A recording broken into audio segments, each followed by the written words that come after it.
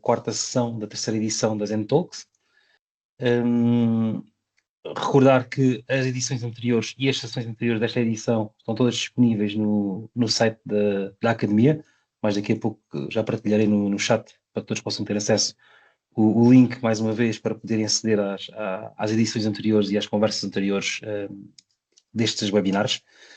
Esta edição mantém-se sempre naquilo que é a abordagem à transição energética, à digitalização e modernização da atividade logística no contexto marítimo ou portuário. Tem uma componente, ou está mais virada para a questão dos grandes desafios que se colocam neste contexto de transformação que estamos a assistir.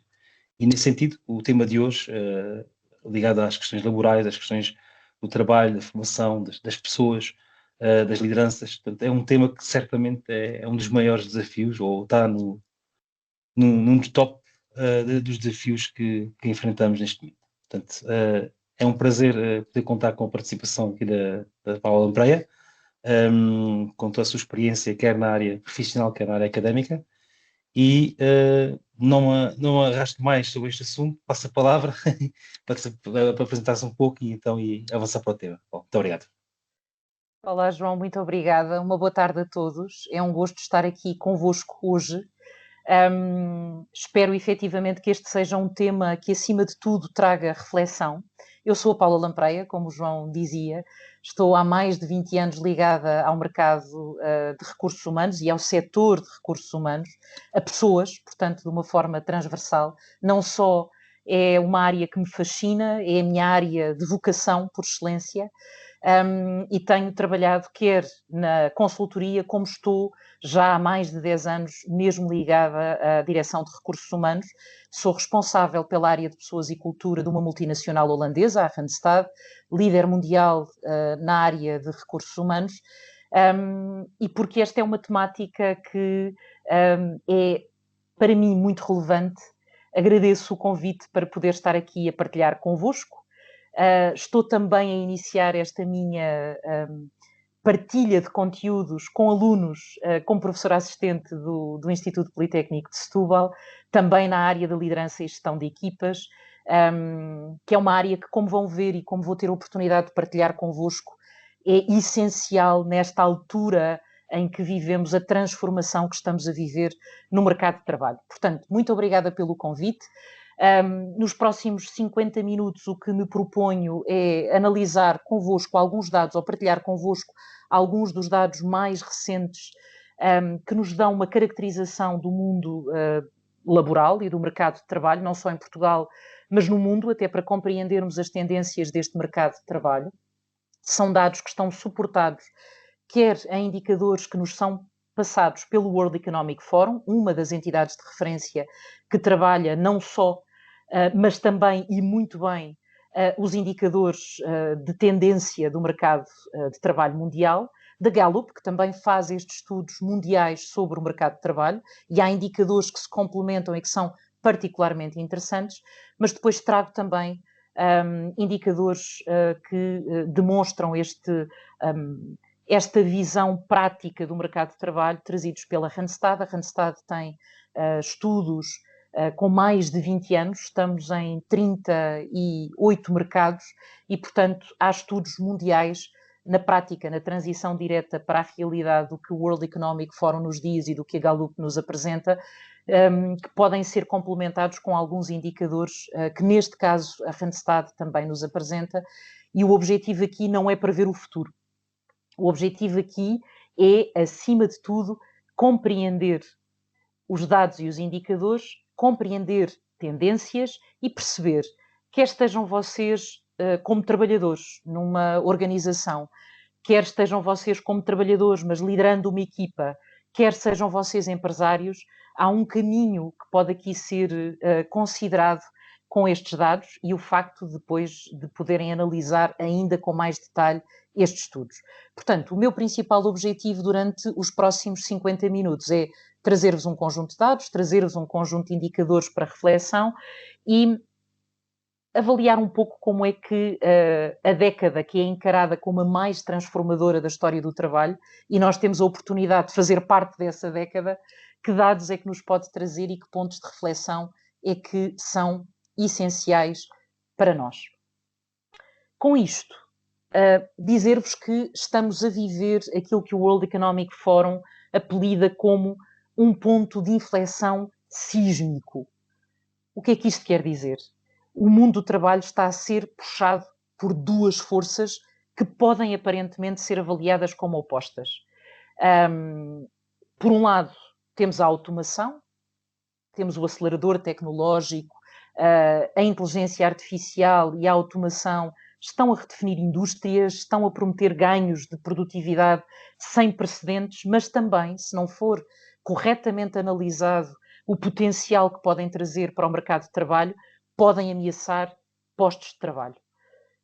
Do outro lado, temos o propósito. De um lado, a automação, do outro lado, o propósito. E do lado do propósito, temos que olhar para o que é que move os trabalhadores atualmente no mercado de trabalho. Relatórios como os da Gallup mostram-nos que falamos de o Great Disengagement, portanto, o grande disengagement que estamos a viver no mercado de trabalho e que é preocupante. Os nossos trabalhadores estão a dizer-nos, em número recorde, que estão estressados, estão esgotados e que os modelos que temos utilizado de trabalho até hoje podem estar ultrapassados. Ora, se temos duas forças que nos podem trazer coisas muito positivas, mas também nos podem trazer coisas negativas, é importante olharmos para ambas e procurarmos, mais do que um salário, perceber que hoje, provavelmente, o bem-estar, o propósito, estão ligados a estes indicadores de forma muito real. E, portanto, o desafio central das organizações hoje e de quem aqui esteja como líder é como é que podemos equilibrar estas duas forças, tornando-as potencialmente facilitadoras de um mercado de trabalho que se quer mais justo. Como é que podemos tornar-nos tecnologicamente eficientes, mas fundamentalmente humanos e mais humanos. E por isso, dividi esta apresentação em 4 grandes áreas. Por um lado, conversarmos um pouco e falar um pouco convosco sobre o acelerador tecnológico e o impacto real nos empregos. Depois, falar do imperativo das novas competências, ou seja, não são tão novas como tudo isso, mas devem ser trazidas para a reflexão, porque são essenciais para a mudança que se quer ver no mercado de trabalho. Depois, o desafio do engagement e do bem-estar, porque ele está aqui e é importante analisarmos com todos os indicadores que temos. E depois, o novo contrato de valor. O que é que realmente o talento procura hoje? Antes de começar com mais detalhes, gostava de partilhar convosco um pequeno filme. Venho da área de recursos humanos. Os temas que vos trago não são só para recursos humanos, são para todas as áreas, todos os setores estratégicos dentro das organizações, mas é importante trazer-vos algo que me toca a mim particularmente, que tem a ver com recrutamento e seleção. Eu espero que consigam ouvir, espero façam só um thumbs up se ouvirem, só para ter a certeza, porque penso que programei para vocês conseguirem ouvir. Conseguem? Obrigada.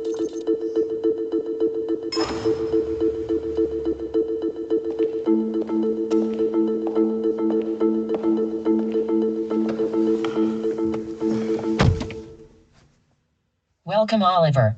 Glad to see you put on your blue shirt for the interview. Yes, indeed. You're welcome. Are you feeling stressed? Just a bit, you know. Please allow me to play some piano music to make you feel more comfortable.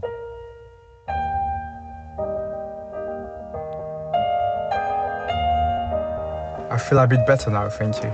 Glad to hear that. Tell me, why should I hire you? I've been passionate about courses, I'm a boy.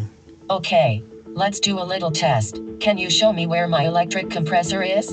Sure. Here. Perfect. Can you explain how my 360-degree camera...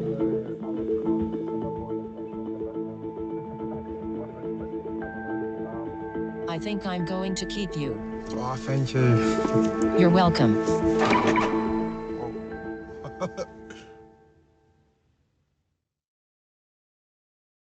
não sei o que é que vocês acham deste anúncio, mas é real, é um anúncio da Volvo feito, penso que em 2022, 2023, mas a verdade é que é o carro que faz a entrevista ao engenheiro.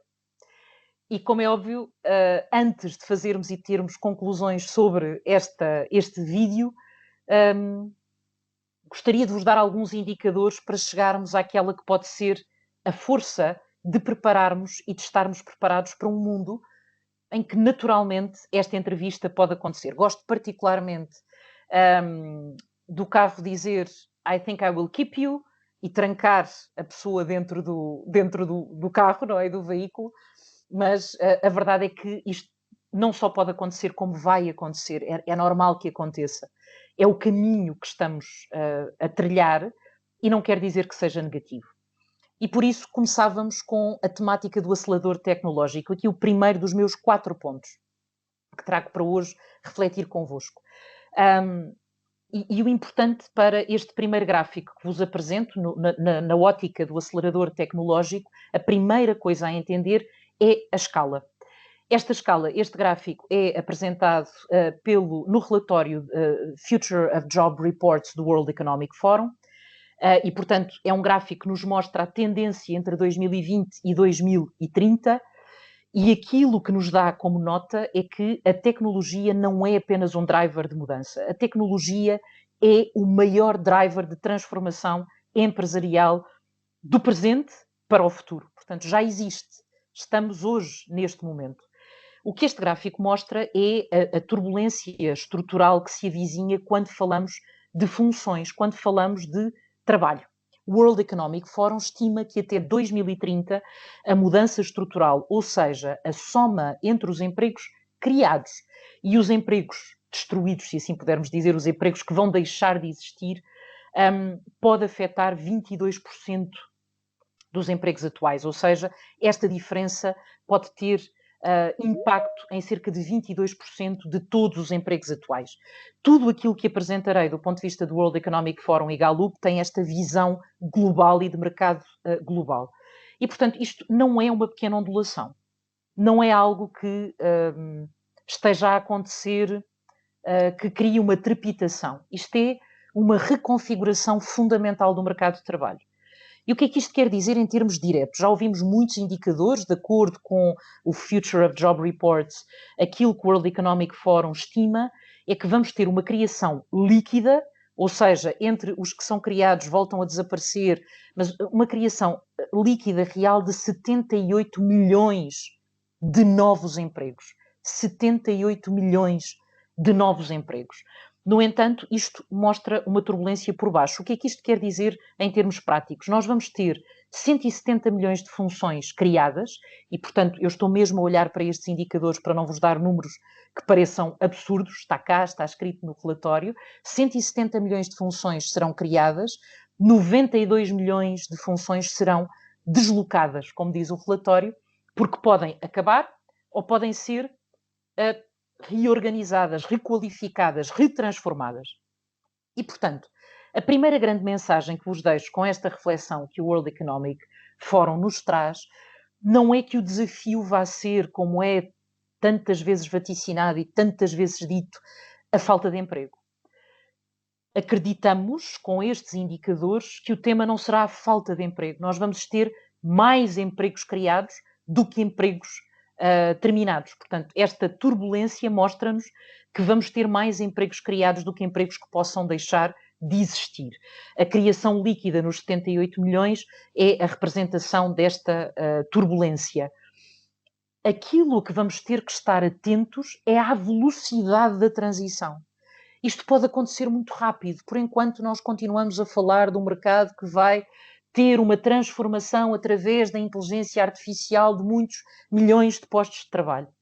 A verdade é que isto já não é futuro, é presente. E é essencial compreendermos que, mais do que pensarmos que vamos perder emprego, temos que nos focar na velocidade a que esta transição vai ter que ser feita e como é que vamos preparar empresas e equipas para esta transição.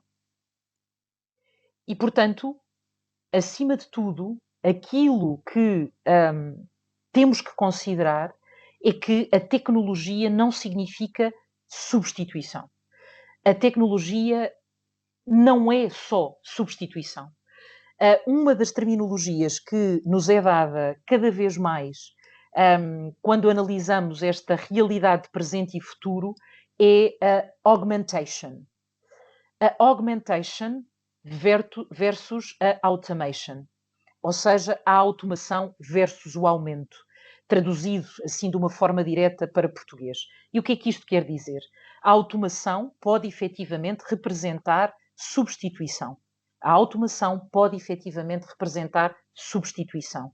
Mas a verdade, e onde temos que nos focar, é como é que nós podemos criar um aumento significativo da capacidade humana, tendo em conta a colaboração entre o humano e a máquina. E isto depende de nós.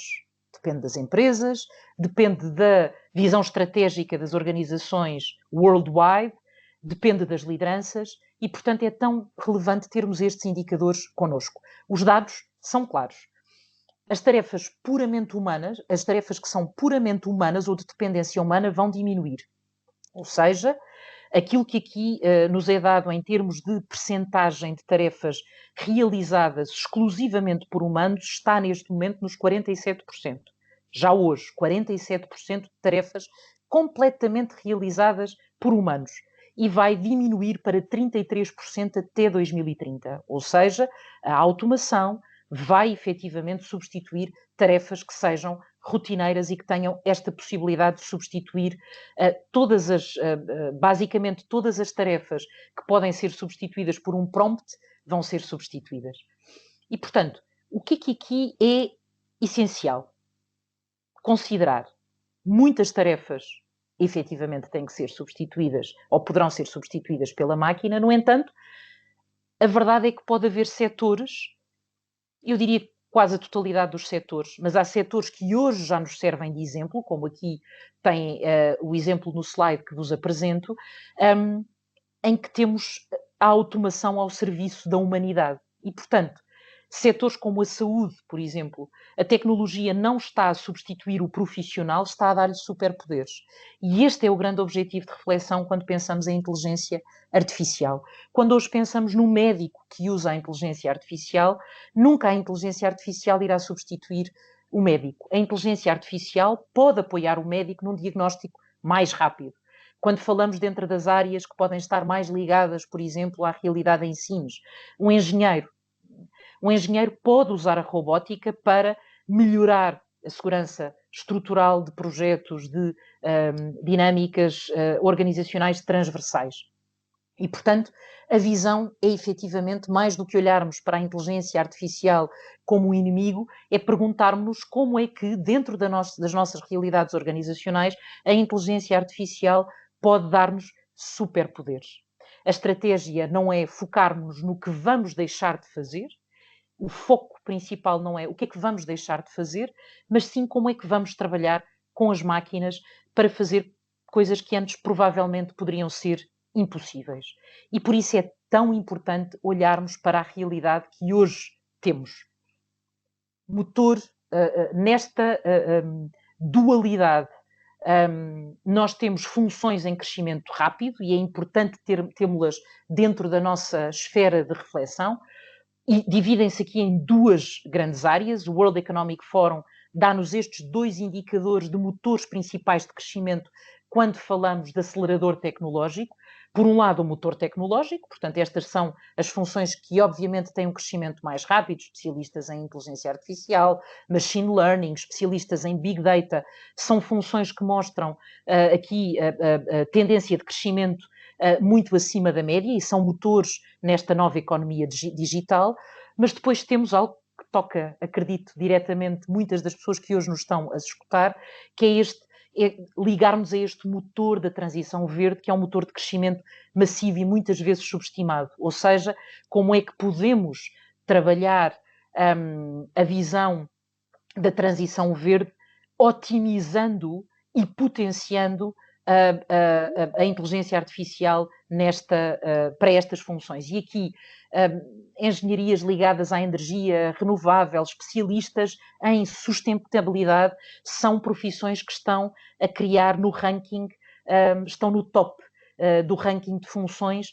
a serem consideradas em crescimento absoluto até 2030.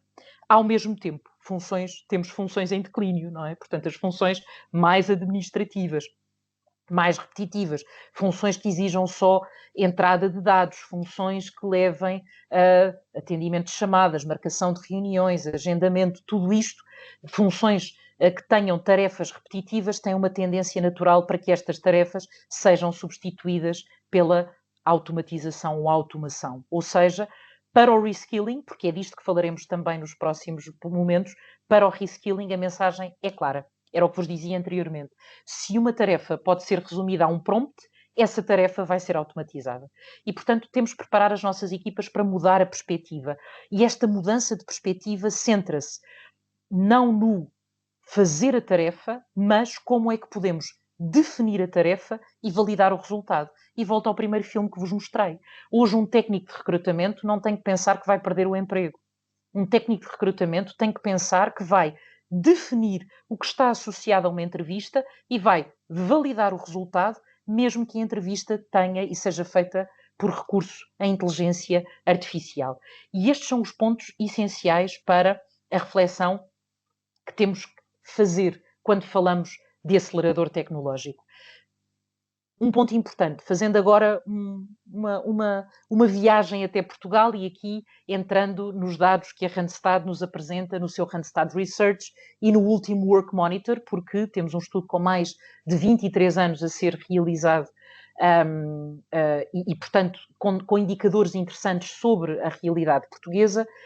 Temos um paradoxo muito interessante.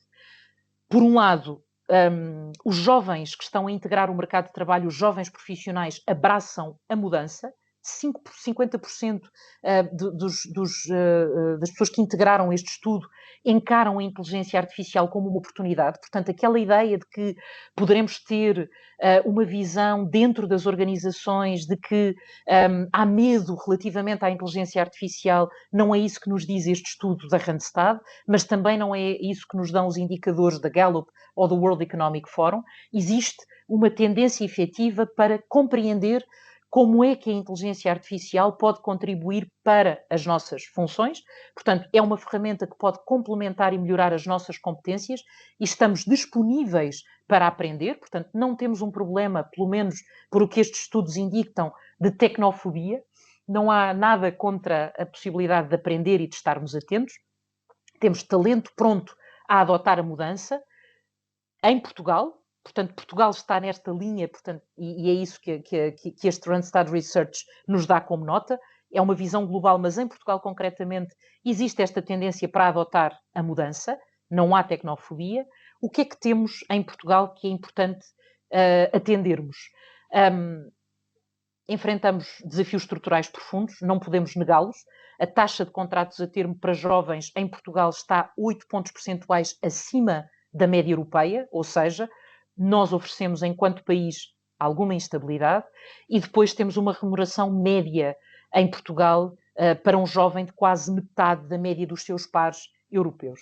E, portanto, se queremos pensar verdadeiramente na retenção de talento, mas também na atração de talento, é importante que, enquanto empresas, compreendamos que Portugal tem que se tornar competitivo, mas os jovens em Portugal, principalmente os jovens, trabalhando em Portugal, já não estão só a trabalhar para empresas nacionais. Portanto, podemos ter num mercado muito orientado para o talento, ou seja, a escolha, e sabemos que o recrutamento não está fácil para a maior parte das empresas, porque estamos num mercado em Portugal dito talent-driven, portanto é o candidato que à partida consegue fazer a escolha das empresas para onde quer ir, e portanto há escassez de talento.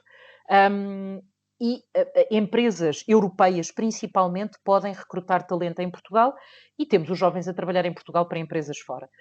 Como é óbvio, também temos muito e ouvimos muito esta perspectiva da fuga de talentos e da imigração, mas cada vez mais sentimos, e agora falando na experiência Randstad, que há muitos jovens a procurar alternativas em empresas, principalmente europeias, mas mantendo-se em Portugal. Gostam do país, portanto, a fuga de talentos para fora pode às vezes ser mais a fuga de talentos de empresas, o que é também particularmente interessante e poderemos falar na altura do Q&A sobre estes pontos. entro no segundo ponto, o imperativo das novas competências. Já que estamos a falar de fuga de talentos, já que estamos a falar desta orientação para compreendermos quais as novas competências de mercado, já que falámos das funções que neste momento estão, das funções que estão neste momento no top de procura mundial, a verdade é que se os empregos estão a mudar a esta velocidade, as competências e a necessidade de competências estão a mudar ainda mais depressa. E por isso entramos neste bloco do imperativo das novas competências, voltando a dados que são particularmente interessantes por parte do World Economic Forum. Através dos estudos desenvolvidos para a análise do mercado de trabalho, o World Economic Forum diz-nos que os trabalhadores que responderam mundialmente a estes surveys indicam que 39% das suas competências atuais, consideram que 39% das suas competências atuais vão ser irrelevantes em 2030. Portanto, esta é a perspectiva da própria força de trabalho. Ou seja, face a tudo aquilo que me está a ser dado do ponto de vista organizacional, eu considero que uma percentagem significativa do que faço pode vir a ser substituído por automação, ou as competências que hoje aplico podem não ser necessárias até 2030. O que é que isto significa? Em termos práticos, que a aprendizagem contínua, a aprendizagem ao longo da vida, que ainda é hoje encarada por muitas organizações como um benefício ou como algo a fazer quando há tempo, tem que estar enquadrado nos quadros de referência estratégica de todas as empresas, porque precisamos efetivamente de ter modelos de aprendizagem contínua ágeis. A aprendizagem e a predisposição para a aprendizagem passou a ser um núcleo estratégico do desenvolvimento de talento. É aqui que pode estar a agilidade na resposta à transformação rápida que o mercado de trabalho vai exigir cada vez mais. Por um lado, o reskilling, aprender novas competências para um novo emprego. Por outro lado, o upskilling, que é aprofundar competências para o emprego atual. E, portanto, isto é o novo normal. E aqui todos temos que estar alinhados para esta necessidade. E quando digo todos, digo conselhos de administração, lideranças, mas também os próprios trabalhadores. A predisposição para a aprendizagem é essencial no momento que atravessamos. Portanto, não são eventos, são uma constante que tem que ser considerada. E por isso, olhando para esta realidade, a pergunta que é feita, ou que mais ouvimos, ou que mais vamos ouvir, é: ok, então e se a inteligência artificial vai substituir tanta coisa, ou quase tudo, o que é que sobra para nós? Em termos de competências, e é particularmente interessante compreendermos que aquilo que nos é devolvido por estes estudos globais, é claro, sobram as competências que a IA não consegue e talvez nunca vá conseguir replicar. E estas competências não são tão técnicas, são comportamentais. E aqui é interessante compreender o que é que os empregadores nos dizem, o que é que os empregadores procuram agora. E de acordo também com dados do World Economic Forum e da Gallup, neste momento o pensamento analítico é uma das competências mais requisitadas por empregadores. 69% dos empregadores consideram-na essencial. E, portanto, aqui é importante ter a nota. Pensamento analítico não é a capacidade de calcular. Isto a inteligência artificial faz. O pensamento analítico é a capacidade de fazer as perguntas certas, de testarmos o pensamento contínuo, o pôr em causa, o analisar de forma crítica o output que sai da inteligência artificial, identificar o bias, decidir o que é que podemos fazer com essa informação. Este é o pensamento crítico e, volta ao exemplo, para pensarmos aqui em funções técnicas, porque muitas vezes o pensamento analítico está muito ligado, hoje em dia, a funções de liderança ou a funções estratégicas. Isto é o que vai ser pedido a um técnico de recrutamento para os processos de recrutamento, por exemplo. E falo deste exemplo, mas como é óbvio, isto transpõe-se para a realidade funcional, para a maior parte das realidades funcionais que temos nas organizações de uma forma transversal. Número 2. Resiliência, flexibilidade, agilidade. 67% dos empregadores consideram que num mundo onde 39% das nossas competências, como se via atrás, podem ficar obsoletas e podem ser substituídas, a capacidade de nos adaptarmos à mudança, a capacidade de encontrar soluções, a capacidade de pensar em o que é que se pode fazer diferente torna-se mais valiosa. E esta competência de resiliência, o cair e levantar, não é? Portanto, percebermos o que é que podemos fazer diferente, não é algo que, mais uma vez, tenha que estar retido nas cúpulas de liderança. No entanto, há algo que é essencial pensarmos, e é por isso que é tão importante falarmos da liderança centrada no ser humano, e é tão importante falarmos das temáticas de liderança hoje, se calhar mais do que nunca.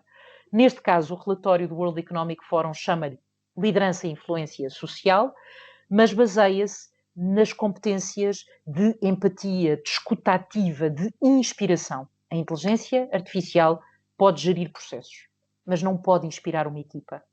E por isso é fundamental, não pode ter uma conversa difícil com um elemento de uma equipa sobre o seu bem-estar, sobre o que é que pode levar esta pessoa a estar bem ou a estar mal. Isto não pode ser substituído pela inteligência artificial e, portanto, a liderança torna-se cada vez mais uma competência puramente humana. E aqui temos a liderança formal, mas também podemos ter a liderança informal.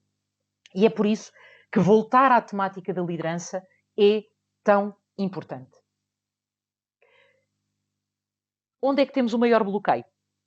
E o que é que pode ser crítico do ponto de vista de mercado de trabalho? O que pode ser crítico é que, de acordo com o World Economic Forum, e aqui é muito importante centrarmos neste relatório porque é efetivamente o mais abrangente, o que é dito pela maioria dos empregadores, e aqui cada 2 em 3 entrevistados diz isto, é que considera que há falta de competência no mercado.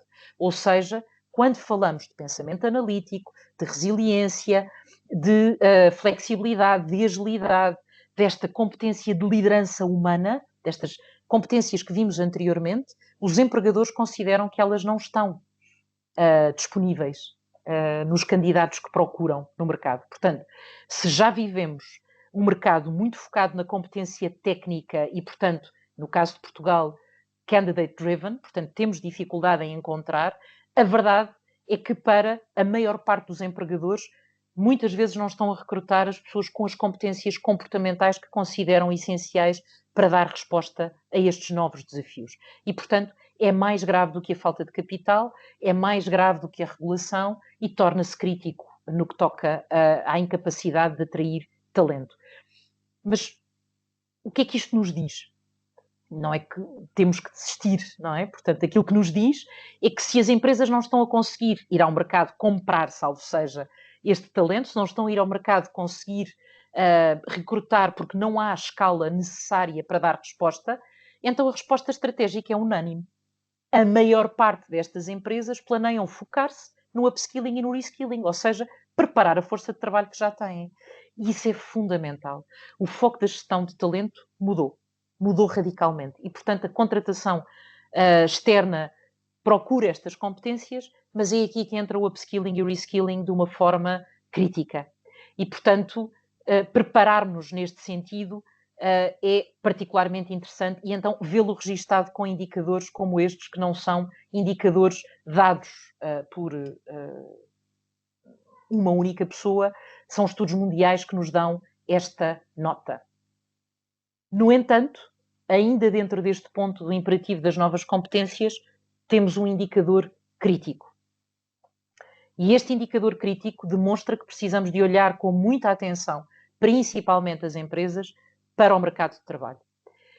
E tem a ver com o disengagement, ou seja, num momento exato em que estamos a precisar, por tudo aquilo que vos apresentei até agora, de termos trabalhadores focados, que aprendam, que estejam dispostos a se adaptarem a novas realidades, que tenham disponibilidade para serem ágeis, para serem criativos, que estejam dispostos a aprender, é exatamente aqui, nesta altura, que temos, muito provavelmente, um dos indicadores mais preocupantes, que nos é dado aqui pela Gallup. São dados baseados no State of the Global Workplace que a Gallup nos indica e que nos mostra que em 2025 o engagement global, ou seja, a energia, o entusiasmo dos trabalhadores, que os trabalhadores colocam no seu trabalho, caiu para 21%. O que é que isto significa? 4 em cada 5 trabalhadores worldwide estão naquilo que já ouvimos muitas vezes falar, quiet quitting ou loud quitting. portanto, estão ou desconectados com o trabalho que estão a fazer, ou com as empresas, ou sentem-se estressados, e já lá vamos, porque há indicadores também sobre isto. E isto não é um problema soft da área de recursos humanos. Isto é um problema económico massivo. Só para terem uma noção da ordem de grandeza, de acordo com os dados apresentados pela Gallup, esta queda de engagement custou à economia global 438 mil milhões de dólares, só no último ano. 438 mil milhões de dólares. Portanto, não é uma questão só de eu não estou conectado com o propósito ou conectado e vou-me embora. Não, é eu não me sinto conectado ou respeitado ou respeitada com o trabalho que estou a desenvolver, nem com a forma como as empresas veem os trabalhadores, de uma forma mais transversal. E, portanto, 438 mil milhões de dólares só no último ano em perda de produtividade. São custos associados à perda de produtividade. E, portanto, esta visão global nenhuma empresa pode ignorar. E podemos dizer, ainda não chegou aqui, não nos bateu à porta, não é exatamente isso que se passa connosco, mas a verdade é que é importante termos esta referência e este indicador, porque se olharmos para a nossa escala e pensarmos como é que eu estou na minha empresa, como é que eu estou na dinâmica organizacional em que me enquadro, na minha equipa, na cultura organizacional, ok, não me identifico com os valores, ótimo, identifico-me, então, que atenção é que eu devo ter para o meu dia-a-dia de trabalho. E é aqui que entramos no terceiro ponto que trazia para a nossa reflexão, que tem a ver com os desafios de engagement e bem-estar. O que é que está por trás? Os indicadores que nos mostram esta referenciação do big disengagement, portanto, esta visão global do grande disengagement, tem a ver com algo que acaba por ser uma epidemia de emoções negativas que estamos a sentir nas organizações. A Gallup perguntou globalmente a trabalhadores, portanto, pessoas empregadas, o que é que sentiram durante a maior parte do dia de ontem. Esta era uma das perguntas feitas neste estudo. O que é que sentiram durante a maior parte do dia de ontem? E podemos dizer, mas isso foi só sobre o dia de ontem. Mas a verdade é que é a reflexão contínua durante um período de tempo, não é só num período concreto, é ao longo de um período de tempo, esta questão foi colocada e a resposta é preocupante. 40% sentiram stress. Quase metade da força global entrevistada sentiram stress. 21% raiva. 23% tristeza. E isto é um indicador importante para compreendermos que nunca, tanto como hoje, é essencial trazermos a temática das emoções e da inteligência emocional para cima da reflexão orientada. Falamos de pessoas. Acredito que a pressão global que é colocada do ponto de vista de resultados, estamos com o mercado a mexer a uma velocidade absolutamente astronómica. Tudo isto tem impacto. Resultados, resultados, resultados. Ainda temos as empresas muito orientadas para resultados. E, portanto, este é o estado, é exatamente o oposto daquilo que precisamos ter nas organizações. E, portanto, aquilo que precisamos para aumentar a inovação, para aumentar a resiliência, é passarmos para um ponto oposto. Mas a Gallup e o estudo da Gallup, que é interessantíssimo, foi um pouco mais fundo e perguntou onde é que está a origem disto? E a resposta foi clara. Na liderança. E, portanto, a principal causa para a queda de engagement global foi a queda de engagement dos próprios gestores. Caiu de 30% para 27%. E o indicador global, não podendo ser literal, mas a verdade é que se olharmos à nossa volta, nós temos lideranças sobrecarregadas. Mais do que pôr aqui a tónica na liderança, nós temos gestores esgotados. O efeito sanduíche, não é? Principalmente o middle management, os gestores que estão nesta franja, entre equipas e conselhos de administração.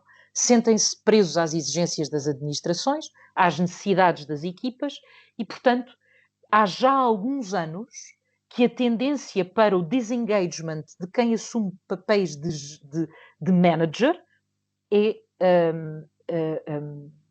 tem impacto na equipa, mas está a aumentar. E, portanto, é essencial percebermos que esta crise de gestores não é uma coisa que acontece em Portugal ou em Espanha, é mundial, isto está a acontecer e é importante haver esta reflexão transversal em quem pode fazer a diferença, e quem pode fazer a diferença somos nós dentro das organizações.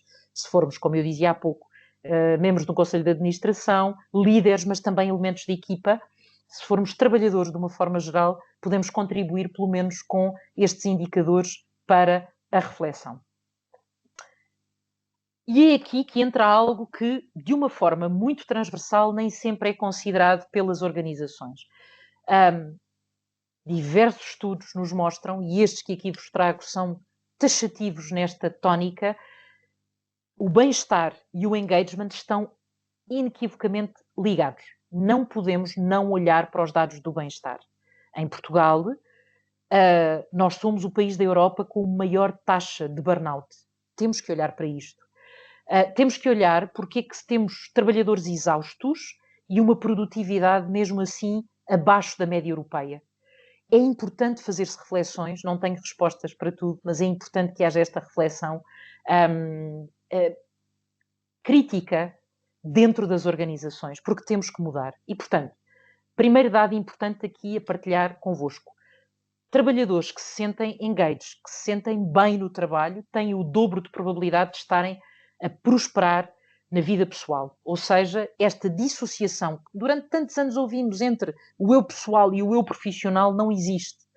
Poderemos dizer que tivemos um laboratório muito duro para isto, que foi a pandemia, que todos atravessamos, e esta visão não está só nas novas gerações, já está, é a primeira vez em termos de mercado de trabalho, 2026 vai ser ainda mais notório, temos 5 gerações a trabalhar em simultâneo nas empresas. 5 gerações. E por muito que se diga são as novas que trazem essa ideia, todos vivemos a pandemia. E, portanto, esta visão de que o trabalho hoje pode ser o trabalho, as horas dedicadas ao trabalho, o stress que se sente no trabalho, pode, sem dúvida, ser o principal motor da quebra do nosso bem-estar geral. Se não houver um respeito efetivo e transversal no trabalho, o nosso bem-estar geral pode ficar afetado. E aqui é fazermos o exercício. Quando vimos de um dia estressado de trabalho, como é que entramos em casa? Como é que estamos num fim de semana, se tivermos uma semana tensa ou estressada? Entra-nos pela porta dentro, por muito que digamos que separamos a vida pessoal da vida profissional. E, portanto, as empresas começam a acordar para esta realidade e é importante que acordem. No mais recente relatório do World Economic Forum sobre esta temática do engagement, 64% dos empregadores identificam que o apoio à saúde e ao bem-estar é uma prioridade estratégica e, portanto, este foco está no aumentar a disponibilidade do talento e isto é essencial porque temos uma mudança de paradigma. Não é o check in the box, ok? Não é a mudança de paradigma, é deixarmos de pensar que o bem-estar é uma política da fruta e do yoga. Temos fruta no escritório, temos aulas de yoga, temos...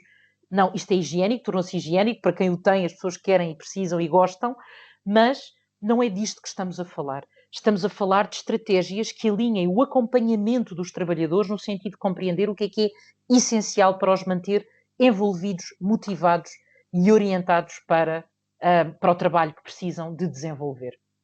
E é aqui que é tão importante olharmos para as lideranças e respeitarmos as lideranças e não mudarmos o chip e começarmos a exigir dos líderes, vá, agora estalamos os dedos e vocês têm que conseguir dar resposta a tudo aquilo que aqui acabamos de falar.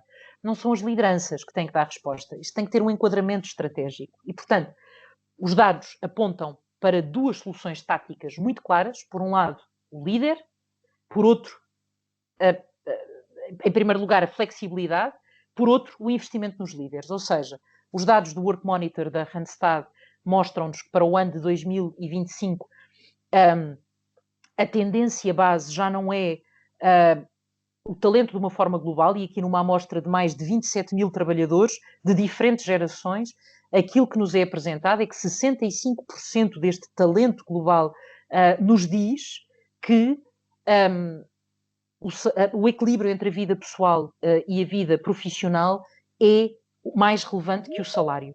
E, portanto, aquilo que nos estão a dizer é que o que é essencial é termos flexibilidade. Flexibilidade na gestão do horário, flexibilidade na tendência de pensarmos que já não temos que estar focados nos horários caixa, não é? Portanto, de ter que entrar a 1 hora e ter que sair obrigatoriamente a 1 hora, a possibilidade dos modelos híbridos, tudo isto pode encaixar a flexibilidade, mas varia de empresa para empresa. E depois o segundo ponto mais importante em termos estratégicos é o investimento nos líderes. Prepararmos os líderes. O relatório da Gallup é taxativo. A iniciativa de bem-estar mais eficaz não é a meditação, não é termos aulas de yoga, por muito que eu acho que sejam muito valorizadas e de valorizar, é treinar os gestores, é preparar os gestores, é termos coaching, formação para as lideranças e formação que efetivamente seja transformadora. Formação que permita como é que podem escutar melhor as suas equipas, como é que podem potenciar a autonomia das suas equipas. Nós temos principalmente gestores intermédios muito ainda operacionais. Como é que eu posso entregar autonomia às equipas? Como é que se podem focar no desenvolvimento das equipas, mas também no seu próprio desenvolvimento? E tendo em conta disto, o engagement da equipa pode subir até 22% e, portanto, as métricas de desempenho melhoram na escala dos 20% a 28%. E este já é o que nos dá como indicador o estudo da Gallup. Por isso, é muito simples. Os managers, as equipas, principalmente de gestão intermédia, são os motores de bem-estar da empresa. E por isso têm que ser preparados, respeitados, mas preparados para que isto possa acontecer. Tal como vos dizia, e isto leva-nos ao último bloco, que é o novo contrato de valor, onde é que nós estamos do ponto de vista de alinhamento estratégico com este novo contrato de valor. Como eu vos dava como nota, o Work Monitor da Randstad mostra-nos que, pela primeira vez em 23 anos de estudo, o equilíbrio entre a vida pessoal e profissional ultrapassa o salário como principal fator de motivação global, em todas as gerações, portanto, em todos os profissionais entrevistados. E, portanto, isto é uma mudança profunda. Significa que a negociação para um talento deixou de ser puramente transacional, quanto é que eu pago para ter tempo desta pessoa, dinheiro por tempo, e passa a ser holística. E, portanto, muitas vezes é esta componente holística que às vezes pode assustar a visão estratégica, mas é aqui que ela está. E onde é que está? Respeito, equilíbrio, políticas que promovam o bem-estar dos trabalhadores. E isto pode ser o verdadeiro cativador de talento e que promova a atração do talento. Portanto, o novo contrato de valor vai mais longe. E isto mostra-se também neste estudo de engagement, que nos diz que 48% dos profissionais entrevistados não aceitariam um emprego se os valores sociais, ambientais ou de governance da empresa não estiverem alinhados com os seus. Portanto, a visão de fazer parte integrante de uma empresa já não está só em relação ao que é que eu tiro para mim, do ponto de vista financeiro, mas sim ao que é que eu tiro para mim do ponto de vista de equilíbrio, de respeito, de me sentir parte, de me sentir respeitado ou respeitada, mas também em que é que esta empresa devolve à sociedade o trabalho que estamos a desenvolver. E, portanto, as pessoas já não procuram apenas um emprego, procuram um veículo para o seu desenvolvimento pessoal e, de certa forma, para o impacto que podemos ter no mundo. E aí sim, as novas gerações estão a trazer esta alteração e este desafio. Estamos a chegar ao final desta partilha, mas sem antes vos deixar esta nota, porque ainda há muito a perspectiva de que a perspectiva da diversidade, equidade e inclusão é uma moda. Quando falamos em diversidade, equidade e inclusão, falamos de todos nós. Todos nós somos diferentes. E, portanto, tudo o que temos vindo a falar até agora tem a ver com respeito pelo ser humano, com a valorização do ser humano nas organizações. E o respeito, porque não somos máquinas, tem que ter por base a diversidade, porque somos todos diferentes. E pensamos, mas como é que se conseguem criar modelos organizacionais que permitam chegar a todas as pessoas que são todas diferentes entre si? Como é óbvio, podem haver modelos equitativos. E, portanto, é muito importante pensarmos na cultura organizacional, porque, sem dúvida, os dados da Randstad Work Monitor mostram-nos que 44% dos colaboradores, dos trabalhadores que foram entrevistados, já se demitiram e admitiram-se proativamente porque consideravam que trabalhavam numa cultura tóxica. E as culturas tóxicas têm muito a ver com desconexão dos valores individuais, pessoais, mas também sociais, ambientais, a ligação com o mercado. Portanto, uma cultura de trabalho tóxica, direta ou indiretamente, pode levar à admissão de pessoas. Qual é que é o antídoto para uma cultura tóxica? Um sentido de comunidade e de pertença. Sentir que fazemos parte de algo que é maior do que eu próprio. Eu faço parte de algo maior do que eu. E contribuo para algo com o meu trabalho, com aquilo que eu desenvolvo, que é maior do que aquilo que eu poderia fazer se estivesse sozinho. 83% dos trabalhadores entrevistados afirmam que este sentido de comunidade lhes permite ter um maior desempenho e um melhor desempenho. E, portanto, é importante que as empresas escutem esta mensagem. O World Economic Forum reporta que 83% dos empregadores worldwide já implementaram iniciativas de diversidade, equidade e inclusão e fazem-no. E isto é muito importante, não apenas por obrigação social, não é um check in the box, mas com uma estratégia central de retenção e criação deste sentido de pertença e, portanto, de atração de talento, mas também de retenção de talento. E por isso, nesta tríade final, a tríade que aqui é essencial como balanço do que estivemos a conversar e também para vos escutar caso existam dúvidas. Como vimos, o mercado de trabalho até 2030 vai estar muito definido por esta tensão entre a automação e o propósito. As empresas que ganharem a próxima década, neste caso já não são décadas, já falamos de 2030, estamos a 5 anos de poder fazer a diferenciação, mas olhando para a próxima década de grande transformação, não vão ser as que tiverem a melhor tecnologia, vão ser as que tiverem a melhor estratégia humana, porque a tecnologia já cá está. E, portanto, a estratégia humana de orientação para as pessoas. E para isso, olhando para todos estes relatórios que vos apresentei, em jeito de conclusão, é a tríade do sucesso, apresentada em todos estes estudos, tem a ver com a tecnologia para o aumento, e o aumento aqui é implementar a inteligência artificial não para substituir, mas para aumentar a capacidade humana. Como? Com o grande objetivo de libertar as nossas equipas de tarefas que sejam repetitivas e que não tragam valor acrescentado. Portanto, que as libertem para poderem ter tempo para analisarem a tarefa e tirarem o melhor output dessa tarefa, para poderem otimizar, melhorar. Portanto, voltamos ao técnico de recrutamento carro, Volvo que vimos no início, não é? Portanto, criar esta ligação entre a inteligência artificial e o que podemos melhorar do ponto de vista de aumentar a capacidade humana, treinarmos as competências humanas, investir, eu diria quase agressivamente, é uma palavra muito forte, mas não desvalorizar a importância da formação, não desvalorizar, prepará-la estrategicamente, investir na formação para o reskilling e para o upskilling, focando-se nas competências que a inteligência artificial não tem. E isto estamos a falar de componente comportamental. Como é que o podemos trabalhar? De que forma é que o podemos dinamizar? Pensamento analítico, resiliência, liderança empática vai ser essencial do topo à base das organizações. E depois não esquecer algo que é essencial, que pode parecer uma consequência das anteriores, mas que é a cultura de propósito. E, portanto, reconhecer que o antigo modelo de engagement, em que avaliamos só se a pessoa vai para outra empresa, se ganhar o mesmo que ganha nesta, mesmo assim decide mudar, isto mudou.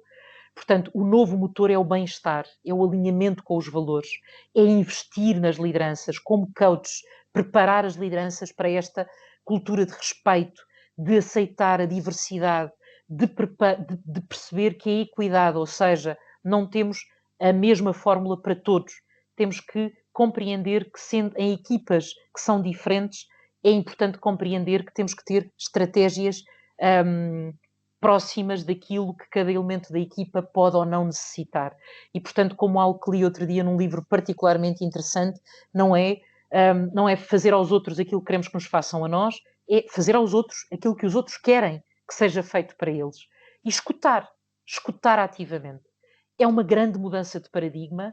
Para muitas destas questões ainda há um mexer na cadeira porque é importante que elas estejam a ser trabalhadas já hoje, mas vamos a tempo de as começar a trabalhar de forma ativa e, no final do dia, a grande pergunta que podemos fazer não é o que é que a máquina pode fazer, o que é que a inteligência artificial nos vai trazer, o que é que a automação nos vai trazer no sentido do que é que a máquina pode fazer, mas sim o que é que só nós, humanos, podemos fazer e permitir que este alinhamento estratégico e este pensamento esteja no alinhamento estratégico da maioria das organizações até 2030. E, portanto, com isto, termino a minha partilha, a minha apresentação convosco. É já há algum tempo aqui a falar, portanto, não sei se gostava de ter a vossa percepção também. Vou só partilhar para vos ver e questões que tenham, o que considerarem que aqui possa ser interessante, se eu conseguir responder, terei muito gosto. E obrigada por estarem, como é óbvio. Desde já, muito obrigado nós por esta partilha destes estudos, todos estes dados, e certamente que há aqui muita matéria ainda por se falar, e muitas questões e muitas outras dúvidas que poderiam surgir por aqui, e esta questão da aceleração tecnológica, principalmente com a entrada do IA, vem levantar, obviamente, muitos desafios. Vou ver aqui, temos aqui algumas perguntas e respostas. Eu começava por uma conversa que houve, entretanto, enquanto decorria a apresentação, em que alguém perguntava porque, tanto a queda do engagement para 21%, qual era a porcentagem anterior. O que respondesse aqui que os estudos da Gallup mostravam em 2023 que era 23% e, portanto, caiu para 21% em 2024. Exatamente. Já agora, eu associava esta pergunta que está aqui com uma questão de se existe algum padrão de queda consecutivo ao longo dos anos, ou se existe algum momento em que é uma queda abrupta. Há uma ideia sobre isso? Como é que este engagement? João, Se é que era nós medido, temos não é? vindo, Se é que era medido. exatamente, sempre foi medido. Eu depois partilharei, porque acho que é interessante para quem tenha interesse em fazer o deep dive a estes estudos. Eu vou partilhar convosco, neste caso partilho com o João para poder ser partilhado com todos estes estudos que aqui apresentei, portanto, quer do World Economic Forum, quer da Gallup, quer da Randstad, partilharei convosco, mas há uma tendência de decréscimo que vai sempre variando, tem vindo a diminuir cerca de 1 a 2 pontos percentuais nos últimos 4 a 5 anos, portanto, olhando para a última, já que olhamos para 2030 como futuro, nos últimos 5 anos tem sempre vindo a decair, e a tendência tornou-se mais óbvia, esta última queda começa a levar para um patamar preocupante, porque verdadeiramente, e eu acho que é uma reflexão que nas organizações temos que fazer de uma forma transversal, é muito importante compreendermos o que é que está a afetar em termos de stress, pressão, estas lideranças, principalmente as lideranças que estão em linhas intermédias. E o interessante destes estudos mundiais é que muitas vezes nós sentimos na pele, nas nossas empresas, nas nossas dinâmicas organizacionais, mas podemos achar que é só connosco, que se passa só connosco. Mas a verdade é que não, estes estudos mundiais permitem-nos ver que efetivamente é uma tendência mundial este ensanduichamento das lideranças e tem muito a ver com as pressões para a transformação, mantendo na realidade também a pressão para o alcançar de resultados, para a necessidade premente de continuar a dar resposta à mudança de mercado e, portanto, eu aqui há um tempo atrás ouvi algo que me fez pensar, que é, temos que mudar a visão do que é higiênico, os resultados são higiênicos, principalmente se não trabalhamos numa ONG, portanto os resultados têm que acontecer e têm que aparecer, temos que começar a mudar o paradigma para verdadeiramente quem cria estes resultados, e quem cria estes resultados são as pessoas, e portanto nesta ótica de humanização das empresas é importante perceber que provavelmente estamos aqui num limiar crítico de motivação, de envolvimento, de alinhamento, que é importante, não há tempo para parar para pensar, mas é importante olhar para estes indicadores e começar a perceber o que é que empresas a nível mundial já estão a fazer que podem mudar a tendência. Portanto, a tendência continua para decrescer a motivação das lideranças. Esperemos que no próximo ano, 2026, quando a Gallup lançar o novo estudo, haja uma tendência de estagnação, mas de paragem aqui para podermos inverter, mas até agora tem vindo sempre a decrescer. Ok, obrigado. Aqui mais uma questão. Portanto, foi destacada a importância de preparar os seres humanos para os novos desafios e transformações que se aproximam até 2030. No entanto, gostaria de saber se os empresários, os governos e as autarquias estão igualmente dispostos e preparados para promover essa mesma capacidade de mudança e adaptação, de forma a acolher adequadamente os novos profissionais que estão a ser formados. Eu adorava ter a resposta a essa pergunta, adorava, porque eu digo mesmo que esta é uma reflexão que tem que ser feita em todas essas frentes. Porque eu não sei o que é que vocês pensaram quando me estavam a escutar, mas já tenho feito estas partilhas em vários fóruns e a primeira tendência é a externalização, ou seja, muitas empresas ainda não têm, e agora falo da realidade nacional, portanto, muitas das empresas com que tenho falado ainda não têm este enquadramento do foco na pessoa, do desenvolvimento das competências nos seus alinhamentos estratégicos, e, portanto, é importante que o façam, mas agora falam de autarquias e de governo, e eu diria que é essencial. Como é que podemos lá chegar? Eu diria que a maior força é a força social, é a força de...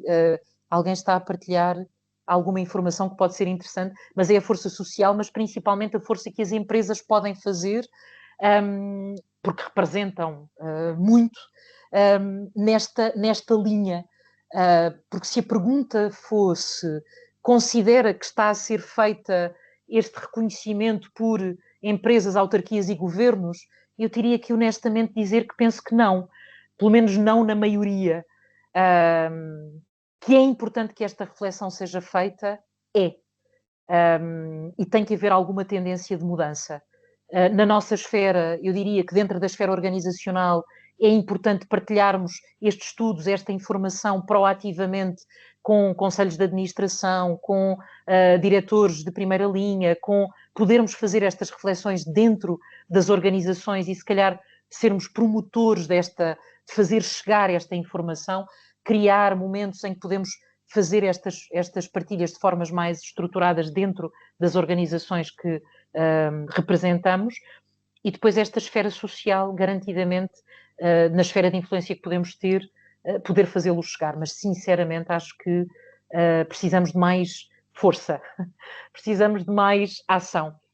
Acho muito, honestamente, que a academia, o trabalho que, por exemplo, aqui está a ser feito pela Academia Nexus, pode ser muito relevante, porque aquilo que aqui falamos de estudos transversais, e eu acho que a academia pode ter aqui um papel importante na sensibilização do mundo empresarial para estas tendências e, portanto, poder fazer chegar estes estudos mais longe. A academia pode ser aqui um motor nesse sentido, mas adorava ter uma fórmula mágica, porque, acima de tudo, para ganharmos consciência, tem que haver interesse em escutar em primeiro lugar e depois mudar. E eu diria que aí é o maior desafio, provavelmente, dentro do contexto empresarial nacional, mas também mundial. A verdade é que há empresas, em termos mundiais, que estão a mudar, que já nos podem mostrar alguns indicadores interessantes do impacto desta mudança. Adorava ter resposta para esta questão. Ok, muito obrigado. Aqui outra questão, entre o reskilling em pensamento analítico e resiliência, por um lado, ou por outro, as políticas de bem-estar, flexibilidade e, numa terceira, digamos, opção, iniciativas de propósito ESG, qual acha que é a que traz o maior impacto imediato, portanto, no prazo de, digamos assim, de 6 meses a um ano, e se for outra, qual terá um impacto mais duradouro para mais do que 3, 5 anos? Ora, essa é uma grande questão, porque eu diria que treinarmos o pensamento analítico é essencial dentro de qualquer contexto organizacional. E pensar como podemos treinar este contexto analítico, este pensamento analítico, é fundamental, é essencial. E porquê? Porque o pensamento analítico, como eu dizia, tem que estar disseminado pela organização como um todo. Não é único e exclusivamente algo que deva fazer parte do topo estratégico. E esta é a primeira barreira que nós temos que ultrapassar, que é, não há competências, neste momento, quando falamos de pensamento analítico, de flexibilidade, de resiliência, não estão, de agilidade, não estão limitadas a algumas áreas dentro da empresa, devem ser trabalhadas para todas. E, portanto, fazer um diagnóstico, compreendendo como é que este pensamento analítico está dentro das organizações, numa organização concreta, fazendo o diagnóstico para compreender como está e onde se deve alcançar, eu diria que talvez seja ágil começarmos por aqui e trabalharmos, porque de certa forma ele já está presente em grande parte das funções. Eu colocava o filme inicial da Volvo, porque é algo que me toca diretamente. Eu trabalho numa empresa de recrutamento e seleção e este é um dos pontos que já estamos a trabalhar com os nossos técnicos de recrutamento. E, portanto, há muito esta visão de a inteligência artificial vai acabar com os nossos empregos. Vimos um carro a fazer entrevista, não é? Isto é real, isto acontece. Desde 2016 que a Unilever tem mundialmente todo o seu processo de recrutamento trabalhado através de inteligência artificial, desde 2016. O que é que aconteceu? Aconteceu este treino dos técnicos que trabalham o recrutamento e seleção para pensarem novas formas de analisarem os outputs que vêm do processo de inteligência artificial, melhorá-los, como é que se pode tornar a entrevista ainda mais accurate, ainda mais especializada, e este é o trabalho que tem que ser feito. Portanto, de uma forma muito direta, trabalharmos e integrarmos dentro dos nossos planos de formação, de uma forma séria e real, o treino do pensamento analítico, eu diria que é exponencial porque ele já existe. Não podemos dizer que ele não tem sido trabalhado. Ele tem sido trabalhado, pode não ser tão óbvio. Portanto, criar esta estrutura pode tornar ágil. Para chegarmos mais longe, é fundamental o respeito pelas lideranças.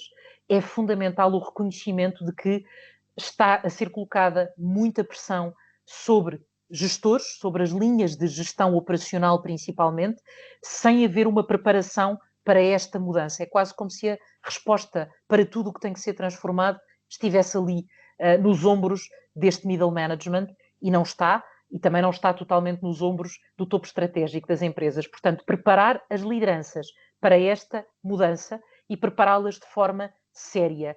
E séria, enquadrando o treino da liderança não com formações massivas em sala, mas preparando através de coaching, de mentoring, de compreender onde poderão estar os maiores desafios das nossas lideranças hoje e treinar estas lideranças para a escuta ativa das suas equipas, para perceberem o que é que podem potenciar, para darem autonomia às suas equipas dentro de todas as competências que falamos.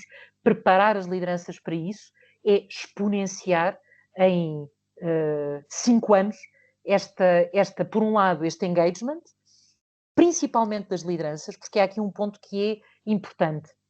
O disengagement pode estar a ser muito conectado ao papel do líder, mas não acontece única e exclusivamente porque o líder tem comportamentos incorretos que levam as pessoas a ficarem desalinhadas. Não. É porque muitas vezes o líder acaba por não conseguir fazer o acompanhamento às equipas. O ou a líder não consegue fazer este acompanhamento e o próprio líder está desmotivado ou desligado. E isto faz com que as equipas também não se sintam conectadas. Como se dizia na apresentação, a inspiração não vem da inteligência artificial, a inspiração vem das pessoas, vem da conexão, vem do relacionamento humano, e muitas vezes nós estamos ligados à nossa liderança e identificamos com a nossa liderança, mas se sentimos que a nossa liderança está desmotivada ou desmotivada, desmoralizada, não está conectado com a cultura organizacional, é meio caminho andado para nós também não nos sentirmos inspirados a estar. Portanto, é também importante, e na leitura destes estudos esse indicador é-nos dado, não tem a ver somente com o trato da liderança para a equipa, tem a ver muitas vezes como a equipa vê a liderança do ponto de vista de desalinhamento ou de desmotivação e de não se sentir inspirada por isso. Portanto, preparar os líderes para esta transformação, mostrando a relevância do seu papel, mostrando que não estão sozinhos, que não é uma função solitária, que podem e devem preparar as suas equipas para tudo aquilo que se pretende transformar, porque na essência estamos a falar de competências comportamentais, que é o maior desafio. Nós trabalhamos muito bem o treino das competências técnicas, mas o desafio às organizações aqui está na formação e na preparação de planos estratégicos de reskilling e upskilling de competências comportamentais. E, portanto, é aqui que esta esfera da ação deve ser considerada e não é fácil, porque também sabemos que quando apertam o mercado em termos de resultados, o que é primeiro quebrado? Budget de formação. É por isso que é ali dito pelo World Economic Forum, não por mim, que a formação e os planos de formação têm que ser alinhados com a estratégia organizacional e têm que ser considerados como estratégicos e não como um benefício ou como algo a fazer quando há tempo ou quando não há tempo, retirar as horas de formação porque não é algo que possa ser necessário. Portanto, é encarar as ferramentas estratégicas que temos como diferentes, porque a formação, o engagement ligado ao bem-estar são ferramentas estratégicas que têm que estar ao serviço do planeamento estratégico e neste momento nem sempre estão. Portanto, espero ter respondido, João. Se não se pronunciar em contrário, mas sim. Já temos aqui indicação. Obrigada, Lucas, obrigada. Temos aqui também uma questão que tem a ver com o facto dos trabalhadores, portanto, estarem a ser desafiados para aprenderem, para se formarem, para os reskillings, para os upskillings, e, portanto, se existem alguns estudos que apontem as tendências ou a evolução que terão os salários dos trabalhadores, uma vez que se irão refletir estas novas competências, e que impacto isso poderá ter depois sobre a competitividade das organizações ou os custos governamentais, naturalmente depois acréscimo de impostos, ou o que for, portanto, ou seja, que impacto é que isso poderá ter, se existe há estudo que aponta esta evolução de ordenado e que impacto poderá ter em cima das organizações. Eu não tenho informação sobre o impacto que pode ter do ponto de vista salarial. A verdade é que, tal como apresentava, olhando para a realidade nacional, as empresas a nível nacional, em Portugal, têm que olhar para a realidade salarial como algo importante para reter e atrair talento. E a qualificação do talento neste momento pode estar muito ligada a esta visão da formação ao longo da vida, portanto, quanto mais o trabalhador procura formação, desenvolver, até por si próprio, podemos ter um salário indireto, que é as empresas com participarem esta formação e este desenvolvimento, e aí é um ganhar-ganhar, ganha o trabalhador e ganha a empresa, e, portanto, pode haver uma tendência de acelerar o investimento em formação como complementariedade salarial, ou seja, as pessoas terem verbas para poderem investir na sua formação. Não há nada que nos referencie que isto vai acontecer, mas há empresas que têm esta prática, não diretamente ligada ao salário, mas indiretamente. Portanto, os trabalhadores têm a possibilidade de escolher a formação que querem desenvolver e esta formação é paga pela empresa, é suportada pela empresa, portanto, pode ser uma via. Não tenho indicadores que nos digam que os salários vão aumentar com o aumento da qualificação dos trabalhadores dentro desta esfera, muito pelo contrário, o que hoje estamos a ver é uma reavaliação do Código Laboral, que temos que ver que resultados diretos é que vai ter para empresas, para trabalhadores, e, portanto, estamos aí numa turbulência que precisa de acalmar para se compreender. Agora, um ponto é certo, tem que haver uma mudança do ponto de vista estratégico dentro da avaliação das empresas, porque vivemos um mercado e vivemos num mercado, e Portugal é um exemplo claro disso, em que não está fácil recrutar. E não está fácil recrutar não porque falhem estas competências, tal como é apresentado no World Economic Forum, 63% dos empregadores dizem que não têm estas competências no mercado, portanto vão investir dentro na requalificação dos seus trabalhadores, estas competências comportamentais. Nós aqui estamos até num ponto de equilíbrio. Pode-se encontrar estas competências no mercado, mas não estamos a conseguir recrutar talento. E, portanto, e aqui quando falamos de talento jovem que está a chegar ao mercado. E porquê? Porque as barreiras do nosso país não estão fechadas e, portanto, nós temos empresas europeias que podem vir recrutar, e mundiais, não só europeias, mas de todo o mundo, que podem vir recrutar a Portugal, mas que também podem convidar trabalhadores nossos, e aqui não são só os nossos jovens, há qualificação profissional, independentemente da idade, que está a ser muito requisitada em termos globais. E, portanto, podemos ter trabalhadores nossos que são convidados a ir trabalhar para empresas que pagam mais e que podem ter aqui condições do ponto de vista de investimento nos trabalhadores, de envolvimento transversal maior, e esse é um risco que a nível nacional temos. Portanto, eu diria que muito em breve teremos que ter novidades se olharmos para isto numa ótica de economia, não é? E de oferta versus procura. Portanto, neste momento, o candidato tem primazia na escolha. E a escolha pode não ser só local, pode ser também internacional.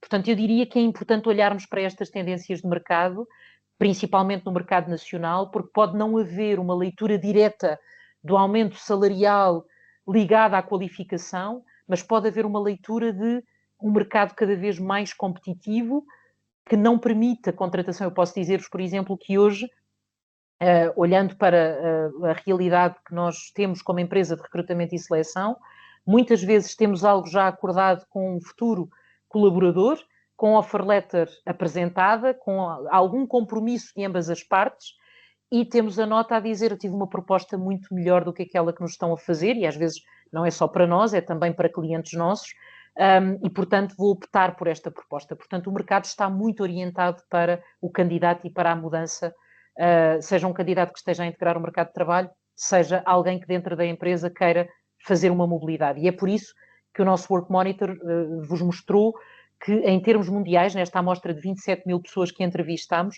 44% disse que já tinha mudado proativamente por não se identificar com os valores da empresa. É algo muito elevado e nós estamos a falar, muitas vezes ouvimos dizer as novas gerações entram no mercado e se não gostam do projeto saem logo. Não estamos a falar só das novas gerações.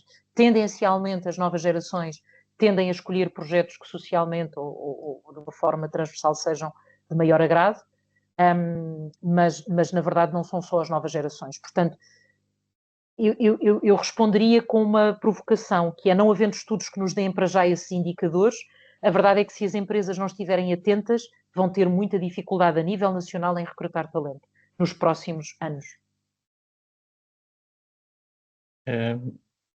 A verdade, eu estava a ouvir, estava-me a recordar deste ano, quando saíram os dados da Pordata, que indicavam que um quarto dos trabalhadores, um terço dos trabalhadores em Portugal tinham formação, desempregados, tinham formação superior, comparativamente a um quarto dos empregadores que a têm. Ou seja, temos mais gente formada do lado dos empregados, digamos assim, que do lado dos empregadores. Dos empregadores. E, no entanto, se olharmos para a questão dos ordenados, isso não é acompanhado com a questão dos ordenados.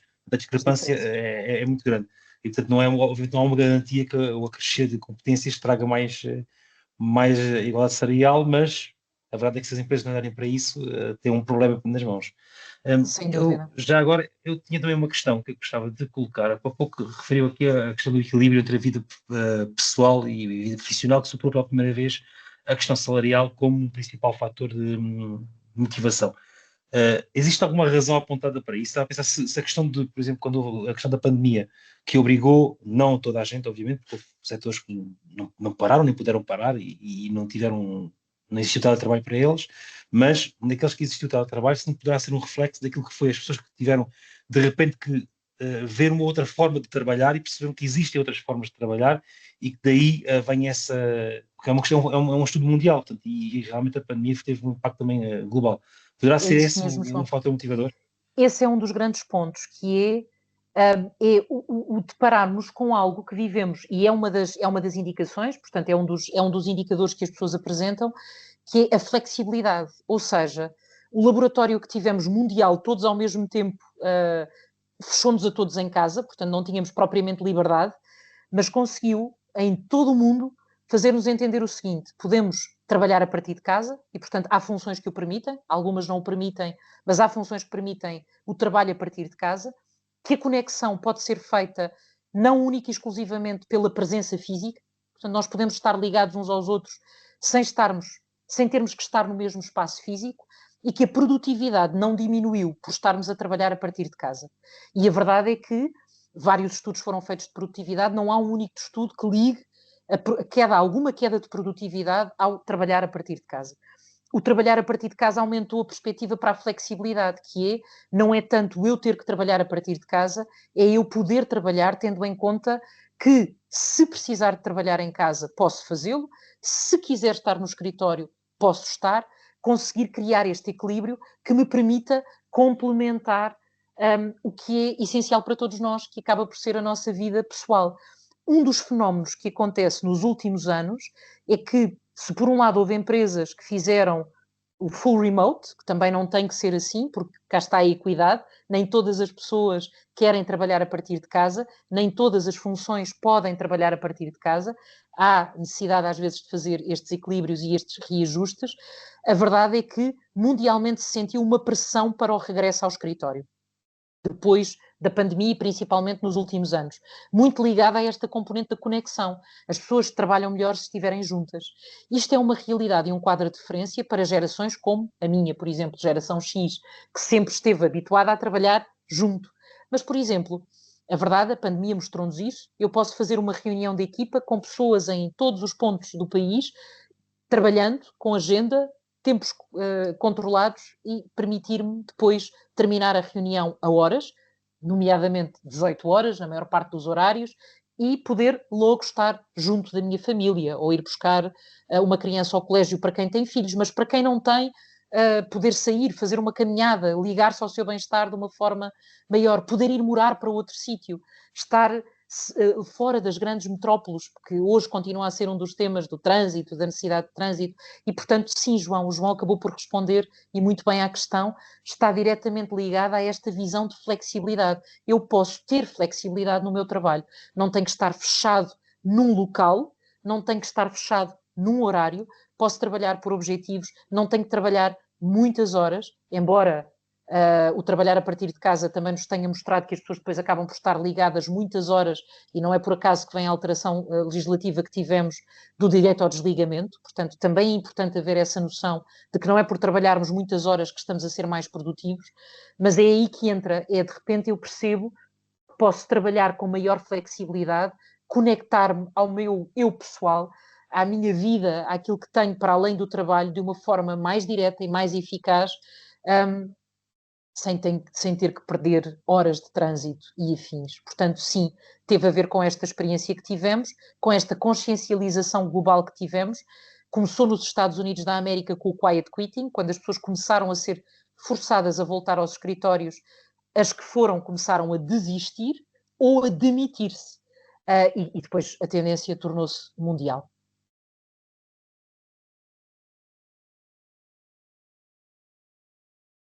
Muito obrigado. Não tenho aqui mais nenhuma questão. Não sei se mais alguém tem alguma questão para colocar. Enquanto aqui ainda aqui estamos.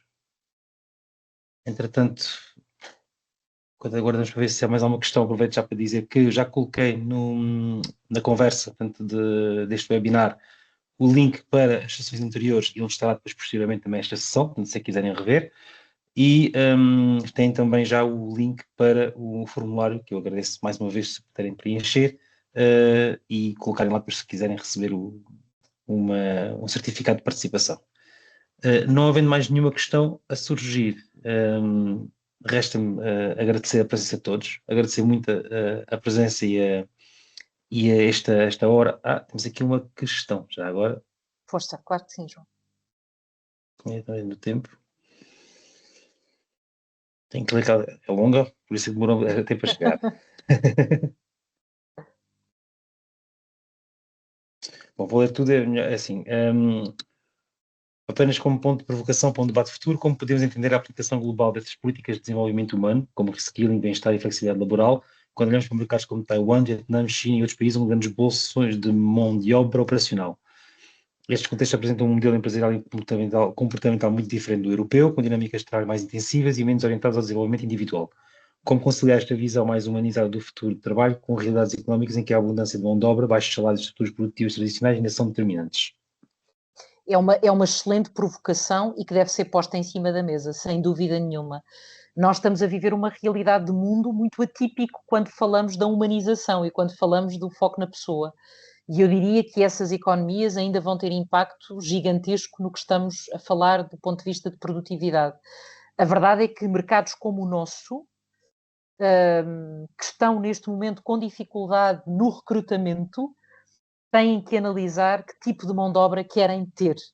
E acredito que, por exemplo, é avaliado muito, e posso-vos dizer isto pela experiência que vou tendo enquanto empresa do ponto de vista de recrutamento, a nível mundial, porque estamos representados a nível mundial, temos muitas empresas que estão à procura de mão de obra europeia pela qualidade desta mão de obra, no sentido da potenciação do que aqui estamos a fazer, porque quando falamos das economias que aqui foram referidas, estamos a falar de economias que também têm uma tendência natural para a automação plena, não é? Portanto, eu diria que no médio e longo prazo serão realidades que vão ter um problema estrutural gigantesco, porque a tarefa humana pode ser substituída pela máquina e, portanto, a automação é real.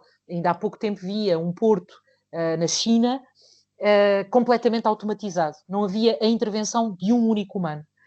E, portanto, isto é a automação. Portanto, com muita facilidade estas tarefas repetitivas são substituídas e, portanto, eu diria que também este estilo de provocação, mas acho que são debates importantes a ter e a serem feitos, que estas economias terão a seu tempo, a China, como se falava, Taiwan, hoje tem mão de obra barata, mas esta mão de obra é substituída pela máquina. Portanto, são o exemplo claro da automação, que pode ser automação extrema, e depois como é que ficará a realidade humana e de trabalho nessas... Porque a máquina não recebe um salário, não é? Portanto, tem que ter um investimento em manutenção, mas não recebe um salário. E, portanto, como é que ficará depois também nessas realidades a perspectiva do desemprego em alta escala, porque pode acontecer. Portanto, estas reflexões são garantidamente para todo o mundo, mas na Europa e em países europeus compreender qual é que é o deve e o haver do investimento em mão de obra qualificada versus o investimento em mão de obra não qualificada e mais barata. Portanto, é uma provocação também aos empresários a nível nacional para esta reflexão. Mas obrigada pela pergunta. Obrigado a todos os que participaram, obrigado a todas as perguntas que foram levantadas. Paulo, mais uma vez, muito obrigado Eu é que agradeço, pela muito presença. obrigada. E espero podermos nos reencontrar novamente numa próxima edição ou em próximas edições deste webinar e podermos partilhar outro tipo de dados. Sem dúvida, terei todo o gosto, eu partilharei os estudos. Para mim o feedback sobre esta sessão também é muito importante, gosto de receber feedback e o vosso feedback vai ser muito importante para mim, também para compreender o que é que se pode aprofundar em futuras situações. Obrigada, obrigada pelo convite. Obrigado a todos. Perfeito, obrigada a todos. Obrigada.